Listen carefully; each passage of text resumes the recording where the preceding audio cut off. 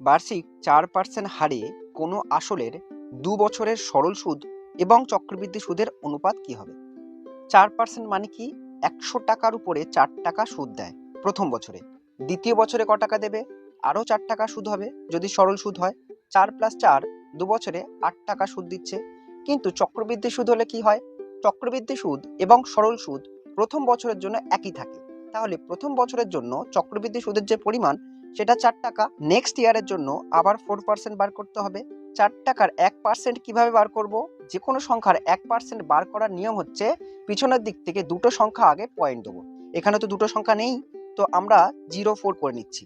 এদিক থেকে একটা পয়েন্ট দিচ্ছি, তাহলে 0.04, এই জিরোটার কোনো ভ্যালু নেই। 0.04 এইটা হচ্ছে 1%-এর ভ্যালু।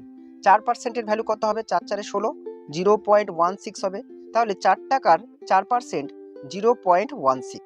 চক্রবৃদ্ধি সুদের নিয়ম অনুসারে 2 বছরের জন্য সুদ তার 2:1 অনুপাতে গুণ হয়। মানে এই যে প্রথম বছরে 4 টাকা ছিল তার সঙ্গে 2 গুণ করতে হবে এবং নেক্সট বছরের জন্য 1 গুণ করতে হবে। 2:1 অনুপাতে গুণ হয়। 3 বছরের জন্য কি হয়? 3:3:1 হয়। তো অনুপাতগুলো একবার দিয়ে দিলাম, তোমরা ভালো করে দেখে নাও। তাহলে 2 বছরে মোট চক্রবৃদ্ধি সুদ কত হলো? 4 দুগুণে 8 টাকা, আর এদিকে 0.16 ইন্টু 1, 0.16 থাকবে। 8 টাকা প্লাস 0.16 টোটাল কত হচ্ছে? 8 টাকা 16 পয়সা হচ্ছে। এটা কি পেলাম? 2 বছর শেষে চক্রবৃদ্ধি সুদের পরিমাণ। কি বার করতে বলেছে? 2 বছর শেষে সরল সুদ এবং চক্রবৃদ্ধি সুদের অনুপাতটা বার করতে বলেছে। সরল সুদ কত? 8 টাকা। চক্রবৃদ্ধি সুদ কত? 8 টাকা 16 পয়সা। পয়েন্টটা তুলবো, পয়েন্টটা তুলে নিচে 100 করছি। তাহলে 816 থাকলো এদিকে, আর বাঁদিকে 8 পড়ে আছে। 100টা ভাগ আছে, ওপারে গিয়ে গুণ হবে।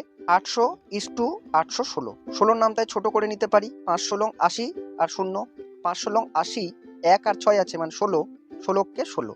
তাহলে নির্ণেয় অনুপাত কি? 50:51।